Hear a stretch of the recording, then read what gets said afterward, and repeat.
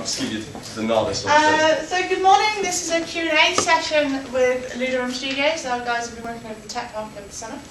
They're going to share some stuff, they're going to do a bit of a presentation. There we go. And then we'll chance to quiz them, Q&A, ask them anything. Thank you very much. We're just basically going to babble for however long here. So yes, there you go. Thank you very much. Ludorum Studios, ladies and gentlemen. Yay! Yes. No, that's okay. I thought there was going to be a ripple then, and then all of a sudden everyone was like a crescendo. Yeah! Oh, not that we can get that in here. Anyway, yeah! Tom at the back. So, hello everybody. What? You're stopping me already? But right, 5 minutes, 2 minutes, 30 seconds in. Anyway, hello everybody. We are Ludorum Studios. I'm Ollie. 1/5 of Ludorum Studios. We've got Ben down the front here. Hello. Who's going to be talking a little bit later on about like marketing and all the fun stuff that comes with legal and stuff like that. We've got our other 3 members at the back there on the actually, you know what? Yeah. Just going to go to this. Just going to go to this. This nice kind of gradient picture here. So right at the top here we've got Tom Jarvis, who can be seen back left there. Take a bow, Tom. Do you want to do anything? 360. No? We've got me looking like an idiot here, the only person in this picture who looks slightly deranged. We've got Ben down there, the legal marketing eagle person. We've got Valentine McCall up next, Mr. Valentine at the back there. If you, no 360s, no nothing, no. Okay. Backflips. And then we've got Steve at the back, who's currently on a laptop, deving as we speak. We have minimal time at the moment, so like we've got just about enough time to have 2 people slacking, 2 people talking, and 1 person kind of sweating because the game is not done yet. So, if we go on to the next slide, there's our lovely disembodied heads. And how many people here are freshers? Quite a lot, near all. Excellent. So I thought it would be a good idea to run down exactly what courses we did, how we all knew each other before, if we did know each other beforehand, and talk about the amazingness which is the 2A and 2B project, which you'll all have a wonderful time getting involved in. So, No. This is going to change.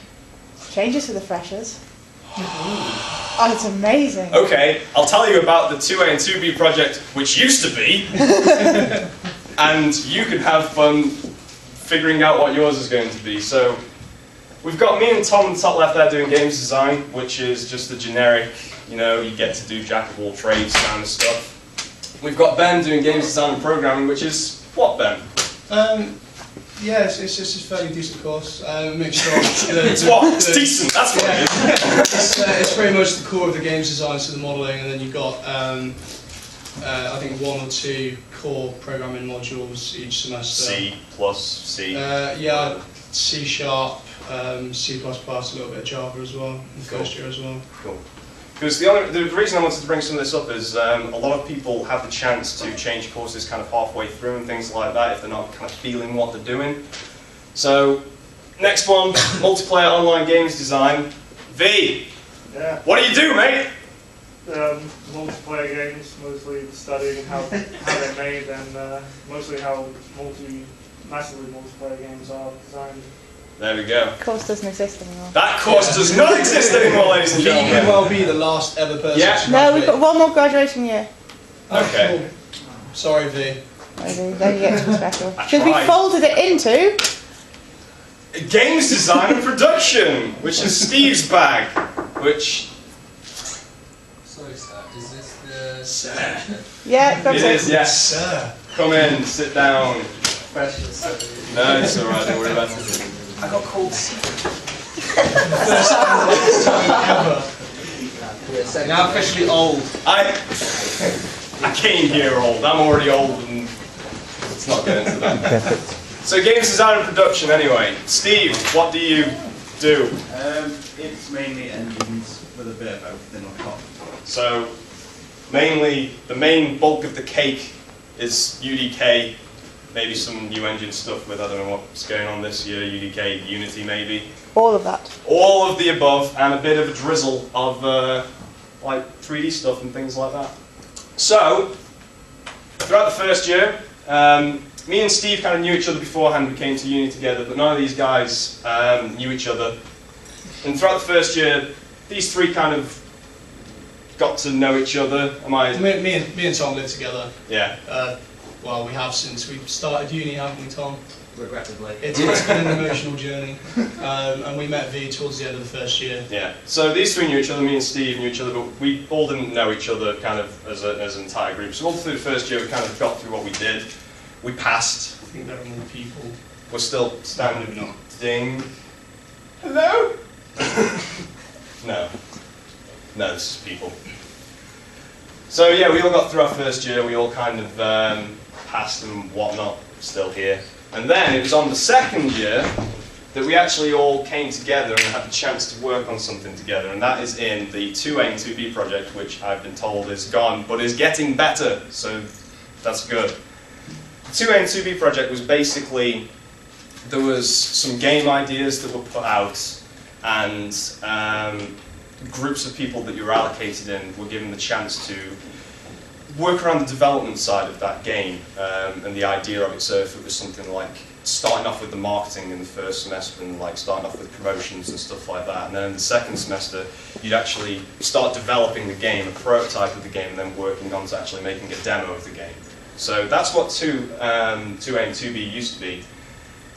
I'm assuming it's changed to something awesome now, so... Yeah, it's gone through a bit of a metamorphosis, but it'll be much the same. There'll still be game making, but more game making. So just so everyone knows then, by the end of the second year, you're going to be able to make a game, which is pretty cool in itself. The game that we made was a game called Asylum 184, which was right up my alley. My favourite game series is Silent Hill, so the fact that we were able to make something which was survival horror based, if we go on to the next slide. Whoa, monsters and that clock. So yeah, making survival horror games kind of, yes, sir. Does that remind me of Dark Descent?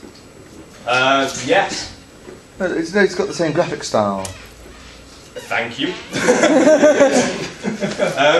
Yeah, obviously when you're going through 2A and 2B, you've got to kind of list your influences, list why you're doing certain things, and I don't remember if Dark Descent was, because the original concept for this game was nothing like it may or may not seem in these slides. The original the original concept of the game was, I think it was Ryan Pearson came with the idea. The original concept of the game was a survival horror game where you play the monster. Ooh. It sounds interesting, doesn't it? When you go and analyse it, you realise that all survival horror games are scary because you're not a monster just annihilating people. There's no survival horror to that. You become just a dude taking out dudes for no reason. So the game had to dramatically change. We'll get into compromises a little bit later with our games design as well.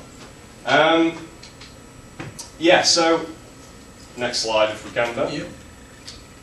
Being able to do that 2A and 2B stuff got us ready for the indie kind of development stuff that we wanted to do. And the first thing, really, was the knowledge from staff's uni. You're going to have a lot of great lecturers on hand. You're going to get taught a lot of great stuff. Use that knowledge the best of your ability. When you're going into indie stuff, you want to hone in on something that you're really good at. Even though in the actual development cycle... Yes, it is, yes. Sorry, mate. It's all right.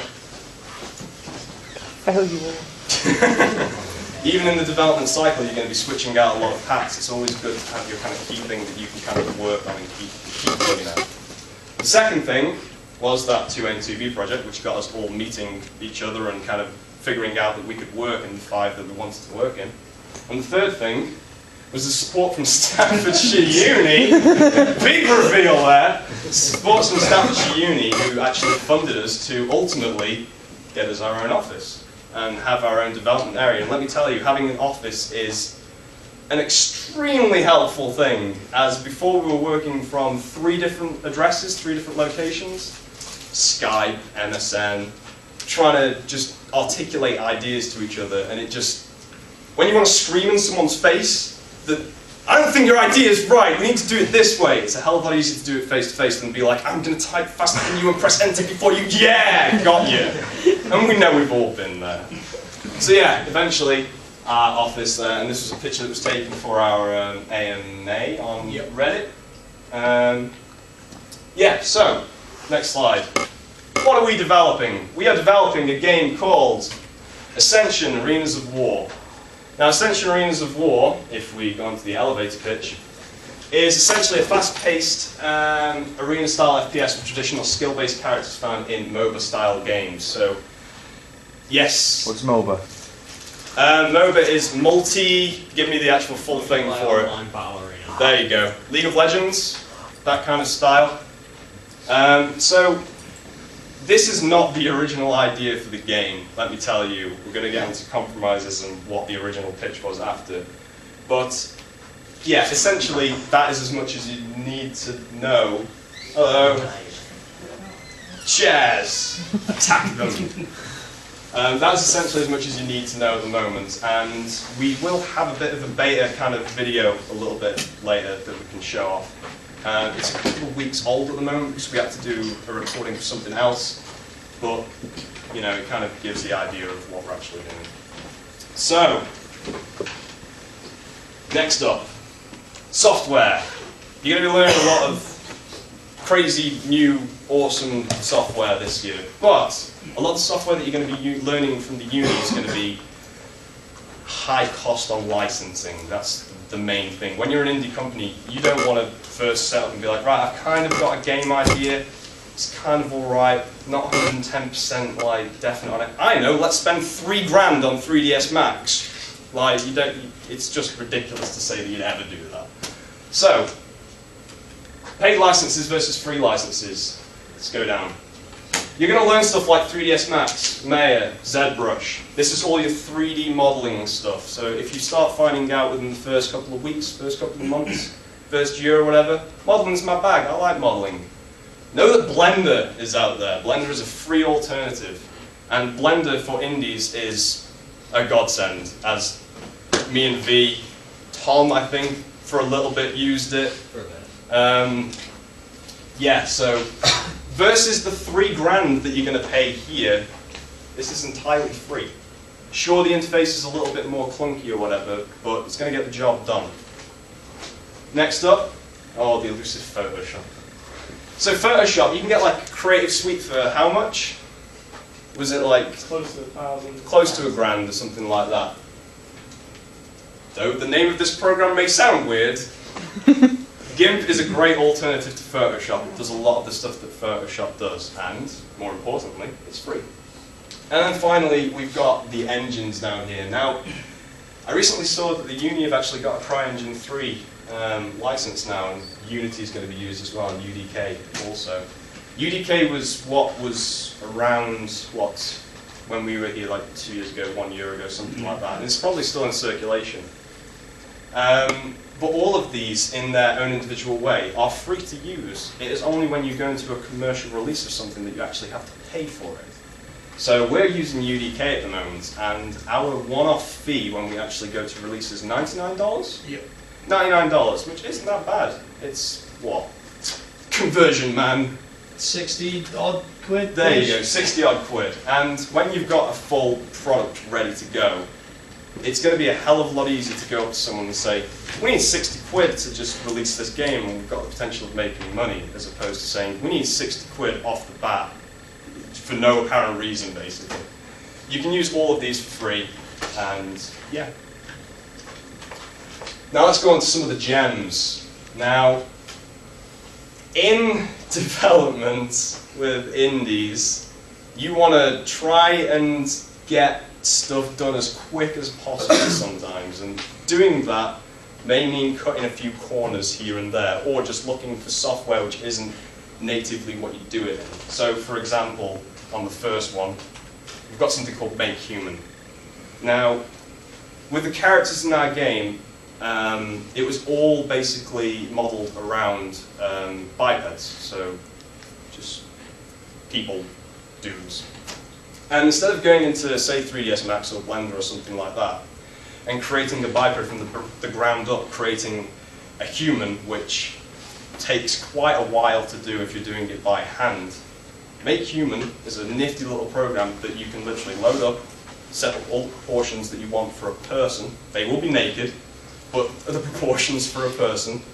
And you can take them into another modelling package and then just model around that. So we've got a lot of people in suits of armour and stuff like that. Make Human. No need to make each individual mesh and then model around it. Just go into Make Human, make what you want, model around it that way. Takes out about, what, 2 months from a pipeline of modelling someone, so you don't have to actually do their first base mesh. So 2 months cut right there. Next up, IPI soft. This is something I'm intending to do my dissertation on this year. This is markerless motion capture, and it's kind of in its infancy, but it can be done. And I was scared to hell thinking about using this, but we needed animations for our game, and I'm not a great hand animator. None of us really were. But IPI soft, markerless motion capture, 4 PlayStation eyes, that room over there, we did all of our motion capture within a day. All it took was a day, and that was it. There are a few best practices that you can do with IPI soft, and the results will vary, but as with everything, the more time you put into cleaning up something, the better those things are going to come out. So IPI soft, markerless motion capture. CG textures. I'm sure Dave, or whoever takes you 3D modeling this year, is going to ram this name into your head. CG Textures is a massive database of free textures, basically. I can remember being told at some point, and I don't know how much of this is actually valid, Assassin's Creed 1 was using this database. There was a lot of, obviously a lot of kind of like establishment shots that were taken of like Venice and whatever places that Assassin's Creed used. But the basics for, say, Altair and stuff like that, if that was his name, I can't remember. So long ago now. 2007? 2007, Tom. Assassin's Creed 1. It was Altair. Altair, there you go. Majority of the stuff that is cloth and stuff like that was made using CG textures. So next up, Uncodex. Uncodex is great for UDK. I don't know if there is some kind of equivalent out there for CryEngine or Unity. But basically, this is your one-stop shop for searching for stuff in Unreal. So if you ever do use the Unreal Engine, Uncodex is absolutely fantastic for finding pieces of code, reworking through them, and then essentially making them your own. What have we got next? Right, so, with all that said, you want to work, as I said before, to the strengths of your team. Now, here we have the hackers group. They are obviously the greatest people in the world. So we've got over here, Mr. Gangster Boy 15. Do not mess. He rocks the keyboard. We've got Nelly 14. Nail or he rocks the tower. We've got that dude who rocks the headset, who's obviously the leader of the gang. 50 Cent there rocking the monitor, and Turskev with a mouse, which, if you look closely, is actually going into his ear. So, what he's doing, moving his eyes. Together they make a very schizophrenic gamer. Yeah, yeah. But as stupid as the image is, it kind of rings true to what you should be thinking about if you do want to go into indie. Now, it's all well and good going into doing an independent development and doing it with your friends, but if you are, say, a whiz kid and your friend doesn't particularly know much, or your friend hasn't, say, gone on the game's design course or something like that, it might not be the best decision. That's why 2A and 2B was such a great thing for us. We got to meet people who were skilled, who we didn't know.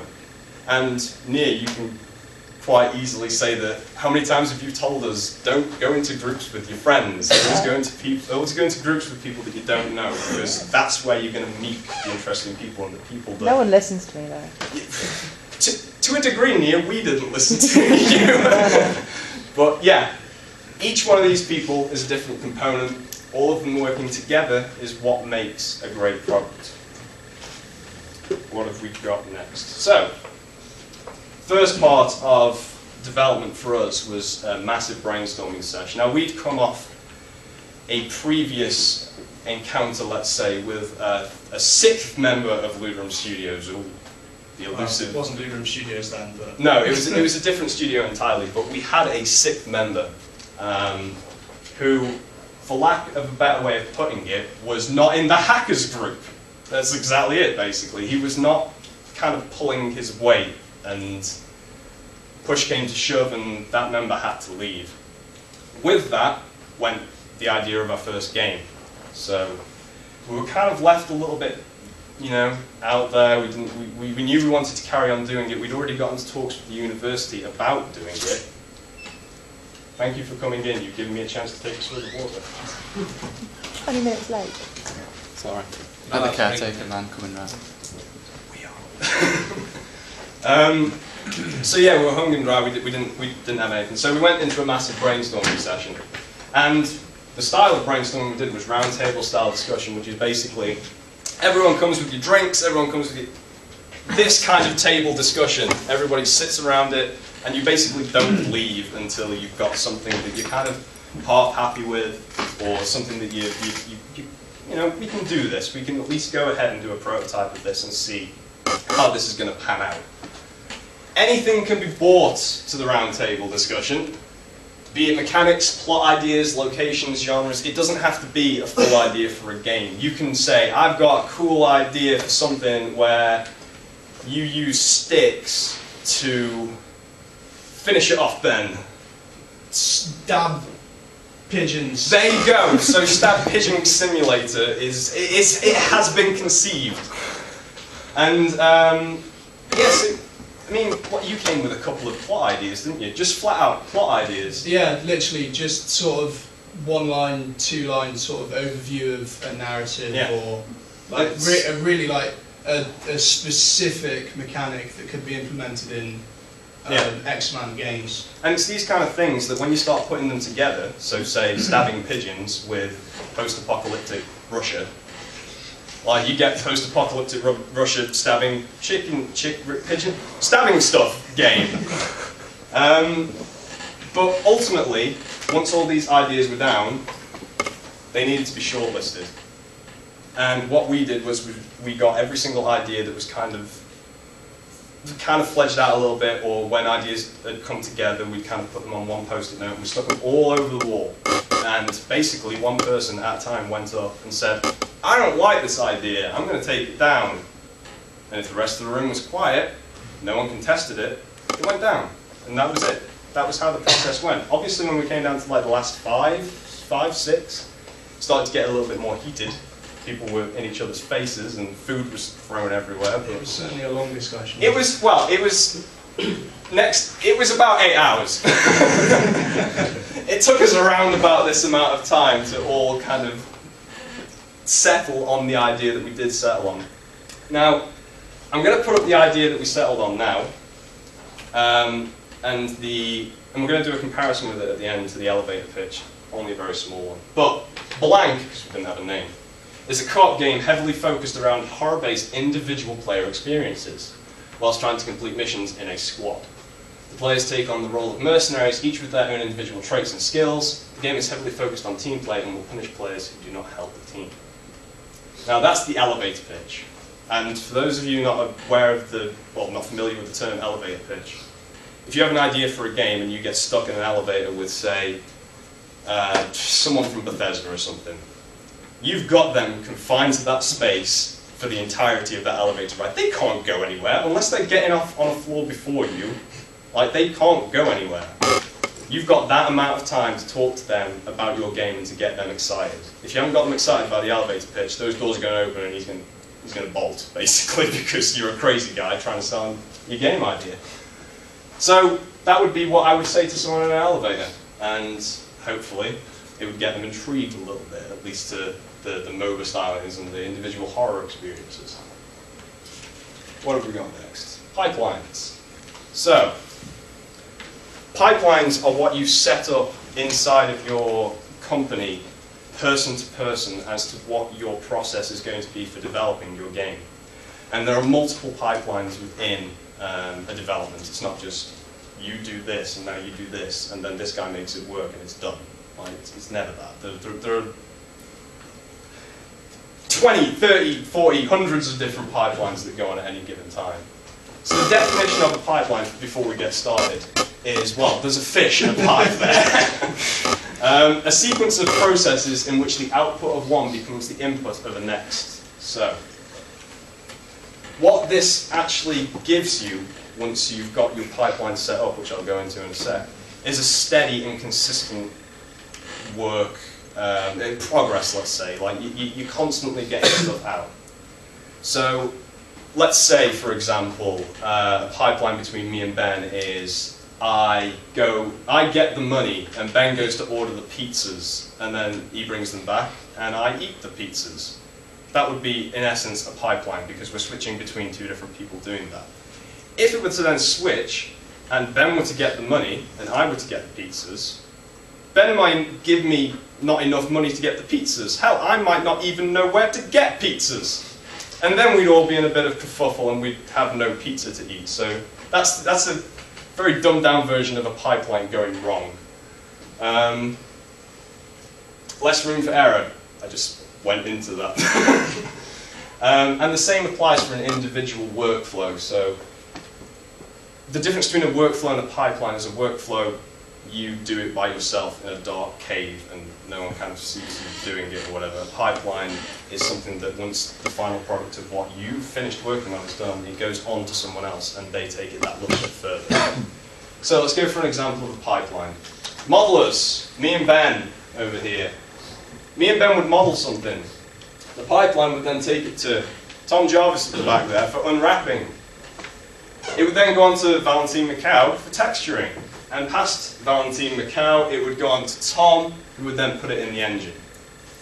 Now, if you were to break down this pipeline and say, put me at the end here, Tom had all the packages for the engine, so it's useless me putting the packages in the engine. It sounds stupid and dumb to say, but if you stick to a pipeline, nothing gets messed up. You just got to, if they're out for a day, unless you're at their PC and you know exactly what they've done, just wait for them. Wait for them a day to get it done right, as opposed to you trying to mess it up and then them having to come in and fix it the next day. So let's go for a more like visual representation of that. So, concept art for a character. This is where the start of a pipeline is. Then it goes on to the base mesh, which I created. Everything from this point on is going to be a workflow. So, base mesh. Onto the high poly sculpt and the texturing, then onto the low poly with the rig, then onto getting those textures out into a texture map, and then into engine. So the entirety of this is a pipeline. Everything past that point was my individual workflow. Yeah. So, prototype, proof of concept, and I know those guys at the back are waiting for this. Prototype. Burger. The prototype you should be treating kind of like a very tasty burger. So you've got your idea, you've done your brainstorming, you've set up your pipelines, you know what everyone's going to do. But you need to know, in some sense, if your game is going to work. And this is where the prototype comes in. So, with the tasty burger, you've got your ingredients which go into it, which is your input. And that for us was custom characters. With custom characters in your prototype, don't worry about making a character from the ground up. You never need to do that kind of stuff. What you should do is get the UDK character, which is in there, or whatever character comes generically in the engine that you're using, and mess with it in a 3D package, and then re-import it. You've proven then at that point that you can get something, mess it up, re-rig it, and then put it back into the engine, and it still works. So with stuff like Make Human and things, you can put your mesh around it, rig it up, put it straight back into the game, and there you go, you've got your custom characters in there. Non-UDK weapons. For us, we didn't want our weapons to feel like UDK, so the big prototype test for us was to change up the weapons in UDK, or change them to actually do something different from the UDK weapons, just so we could prove that we could do it. Integral parts of the hood. with us doing a MOBA style game or a League of Legends style game with FPS kind of intertwined with it, everyone knows who's played League of Legends that the HUD is like an integral part of that game. You need to know where your skills are, you need to know if you've used a skill, or if a skill's gone off, or how long you've got left for the cooldown on a skill. So getting those parts of the HUD were kind of integral to the prototype. And testing any preliminary code, so stuff like taking out a double jump or things like that, just to prove that you can actually do what you say you want to do. Then, playtest. And playtesting, kind of like if these were the ingredients over here, playtesting is eating that tasty prototype burger. See everyone in the back laughing at me there, like, what are you talking about? Yeah, playtesting is kind of like eating that burger. So, yeah, like getting it in, getting the information out of your prototype. And past that point, the output of the burger, which is not as crude as it's going to sound. It's that nice feeling that you've had after the burger of like, oh, I'm full, but would I do it again? Was it satisfying? Things like that. And those things tie into our output. So what do we get out of a prototype? We get the best possible course of action for us to take for the future, so we can see existing problems. Say, if a character, we did get a character in, but we realised that reskinning it or re-rigging it was taking a long time. We now know that that exists. We know that it is a long time to do that. So, new ideas as well. There was a video, which I'm not sure is going to be here. I don't think it is here, is it? No. No. There was a video of us doing one of our prototypes, where it was basically us, the prototype, and some code, and us just changing values on stuff. That is where brilliant new ideas come in, because you've got basically the base of everything that you want to do. It's when you start changing those values that crazy, trying not to swear here, crazy stuff happens, and you start getting these like kind of fresh ideas about your game, stuff that you didn't ever think about before, just fresh stuff. You can foresee a lot of issues as well, so like I said, the best possible course of action if something's taken a long time, or if you realise that, we wanted to do this, but when we started playing it in the playtest environment, it just doesn't feel fun. There you go, that's foreseeing issues for you. And finally, if it's fun.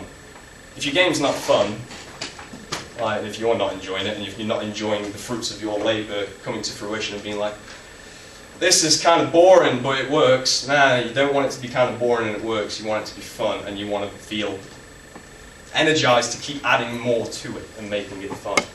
So, yet again, another controversial slide which is coming up. If you look like Baby, you should probably go for it. And I understand that this slide in itself looks very wrong. Baby, go for it. If you look like the dude that looks like he's lost all hope on your prototype, you should probably get yourself another burger. So, put some different ingredients in there. Maybe don't go for a burger. Maybe go for what then? A sandwich instead, a Subway. Just go for an entirely different idea. The prototype is there for you to understand. My idea is not working, or it is working, or I could see it working. Maybe I should stop doing this, or maybe I should keep doing this. Maybe, man. Right, so, work.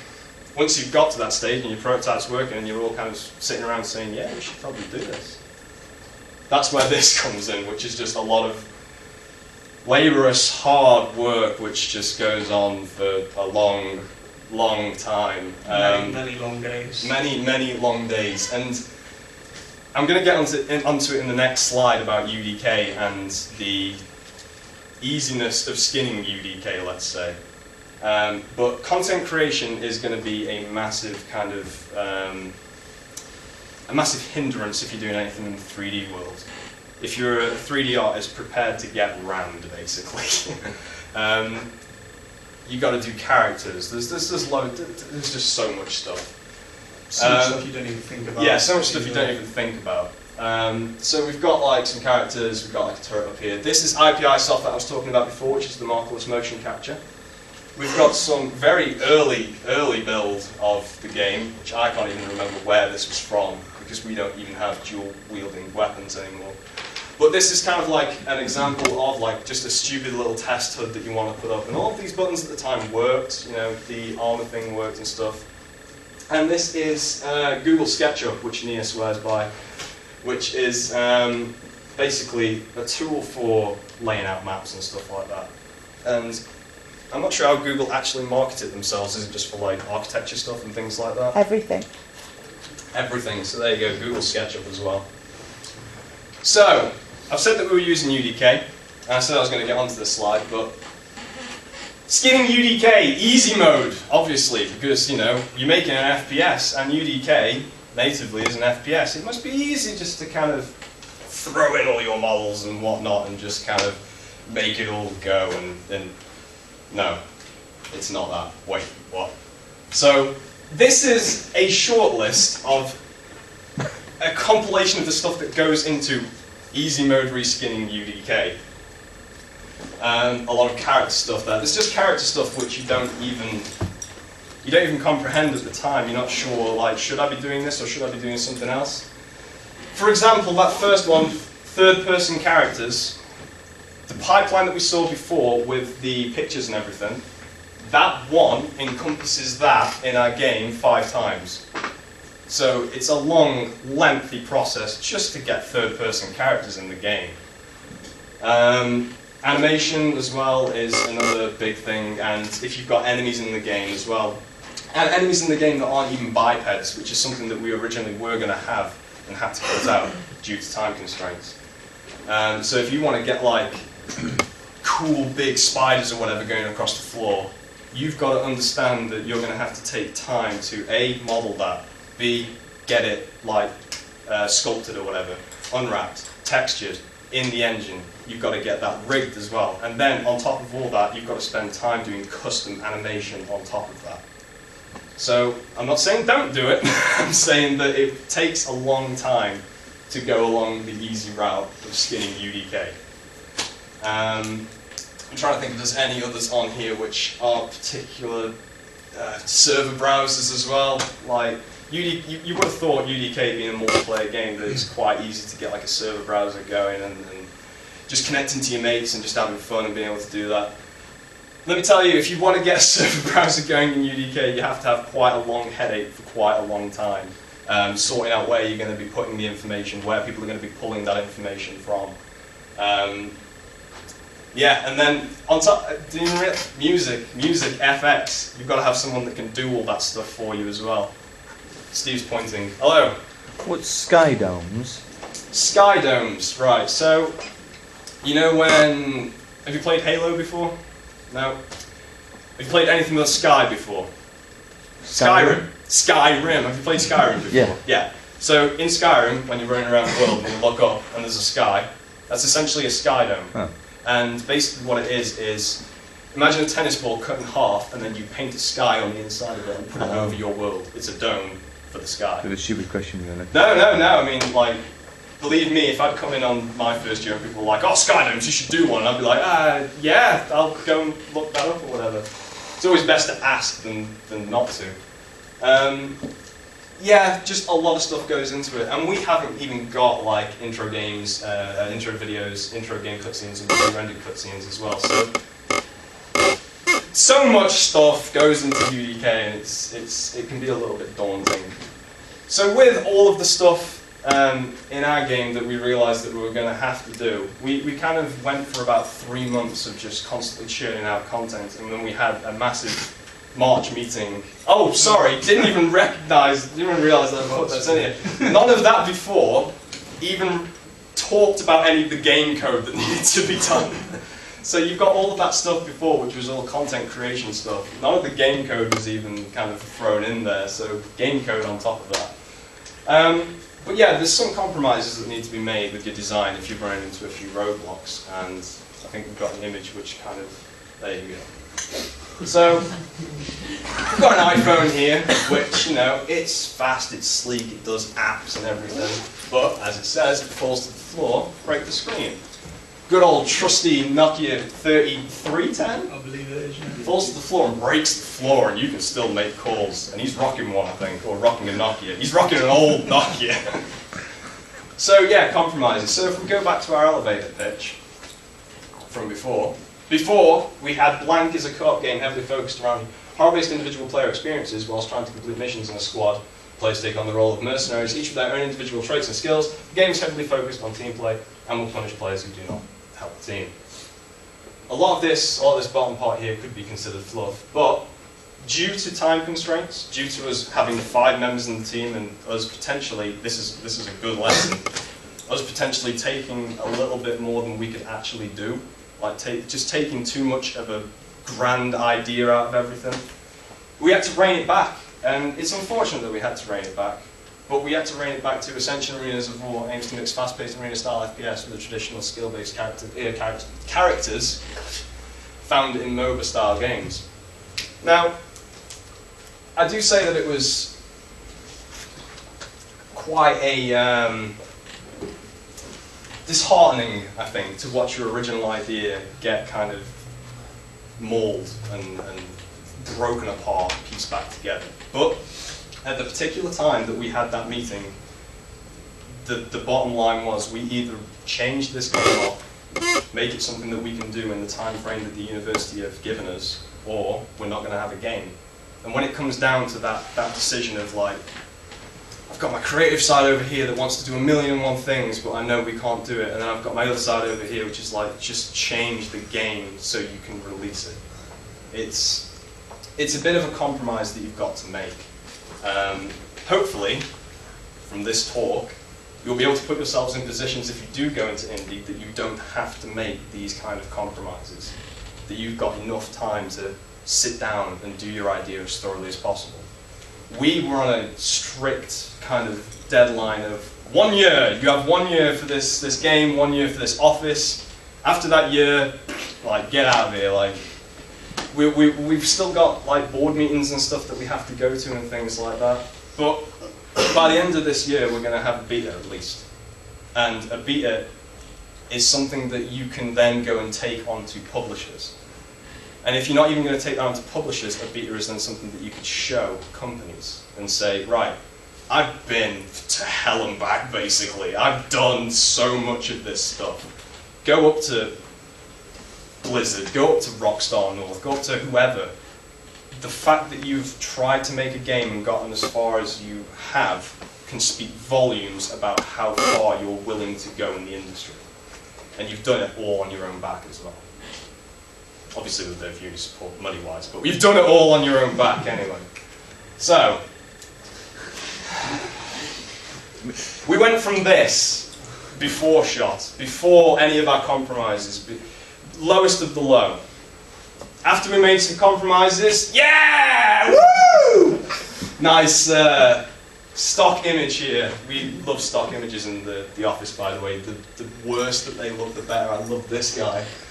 That looks like he should not fit within this whole situation. He's just like, I can be in it too, guys. Didn't even notice that pink shirt woman as well on the back. Yay! But yeah, so we went from this to this within the space of 48 hours. We didn't have a game, and in 48 hours we had an alpha. So we went from that kind of creative side of, I want to do this, and this is all the little things I want to do, to the compromise of, we could, in essence, do this. 48 hours later, we had an alpha. It's just these little things that can change development entirely. And with that alpha came a lot of momentum, I would say. Yeah, I mean, beforehand, like Ollie was saying, we were pretty much at a brick wall. But we sat down, we had a meeting, discussed how the game was going to progress from there on, and it pretty much just elevated everyone. We all had like a new sense of urgency to get the game done and stuff. Yeah.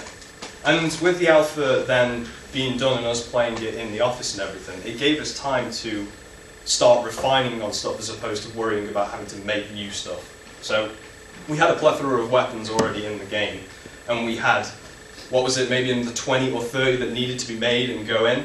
Yeah. We cut those down a little bit, and then we spent the time that we would have spent making those games, refining and making the guns that we already had in the game a lot more enjoyable to play with. That in itself is better than having 40 guns that are just total rubbish to use, yeah. And if we go on to the next slide, there was a couple of shots of our alpha. Menu screens and whatnot. This was kind of like another iteration of the HUD which was never used. And here's our character select thing. And essentially we had skills in the game. We had FPS, which was the two things that we wanted from our second elevator pitch. We were all being able to get online.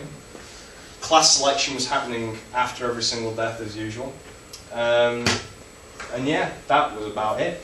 I think we're going to move on to Ben after that point to go on to the marketing and stuff.